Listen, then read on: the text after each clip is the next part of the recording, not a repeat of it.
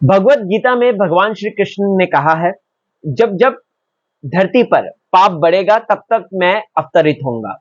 अब वो किसी भी रूप में हो सकता हूं।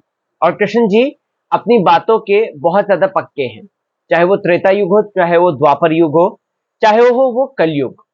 कलयुग की अगर बात करें तो उनका अवतार कल्कि आएगा, जो कि पापियों का नाश करेगा, सर्वनाश करेगा और राक्षस कली को सीधा टक्कर देगा और उसका सर्वनाश करके एक नई पृथ्वी की, नई मानवता की संरक्षणा करेगा। अब आप लोगों को बता दूं, तो ये जो माइथो का कॉन्सेप्ट है, जो हमारे हिस्ट्री का कॉन्सेप्ट है, इसे अगर कोई फिल्म डायरेक्टर एक फिल्म में प्रोड्यूस करके बनाए तो कितना ज्यादा मजेदार हो वो। और वहीं कल्कि अवतार को लेकर अगर एक फिल्म बना दी जाए जिसमें कल्कि देव को भी प्रॉपर तरीके से दिखाया जाए और वो रहस्य, वो मिस्ट्री को दिखाया जाए, तो कितना मजा आ जाए, है ना। तो भाई तैयार हो जाओ, क्योंकि 2024 में ऐसा ही होने वाला है।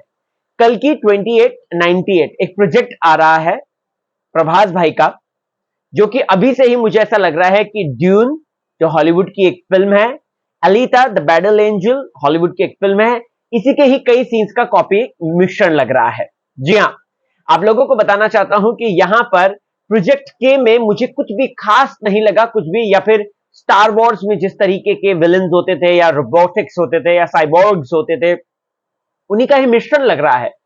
पहले ही इसका जब पोस्टर आया तो इस पोस्टर ने मेरे दिल को कहीं ना कहीं ठेस पहुंचाई। मुझे लगा यार, प्रभास भाई का इतना चेहरा छोड़ के ये बॉडी मैच ही नहीं कर रही है। ठीक है, अब मैंने कहा कि चलो ठीक है, इसका पहला जो झलक है वो कॉमिक कॉन में होने वाला है, तो we will really have to wait for that. मैं वेट किया, मैंने वेट करके इसके बाद जो फर्स्ट लुक आया, and I am quite disappointed with that, क्योंकि इसमें कुछ भी खास नया नहीं लग रहा। देखने में ये बहुत ज्यादा एक कहीं ना कहीं सारी हॉलीवुड फिल्म्स का मिश्रण लग रहा है। इससे अभी तो एक्चुअल में क्रिश 3 के लिए रिस्पेक्ट और भी ज्यादा बढ़ गई है, क्योंकि ये जो है जिस तरीके से प्रोजेक्ट के को दर्शाया गया है, कहीं से मैच नहीं खाता। एक इविल राजा दिखा रहे हैं, जो कि ऑफ कोर्स हमने ड्यून में भी देखा था, उसकी एक आर्मी है वो भी हमने देखा था, उसकी एक साइबोर्ग आर्मी है वो भी हमने देखा था, एक रस्टिक फील्ड है वहां पे वो भी हमने देखा था। ड्यून अगर आपको नहीं पता तो लास्ट ईयर 2020 में रिलीज हुई थी, और 21 में उसको बहुत सारे ऑस्कर्स मिले थे, बहुत ज्यादा ऑस्कर्स मिले थे। तो बेसिकली यहां पर भी उसका सेकंड पार्ट इसी साल आ रहा है, 23 में आ रहा है।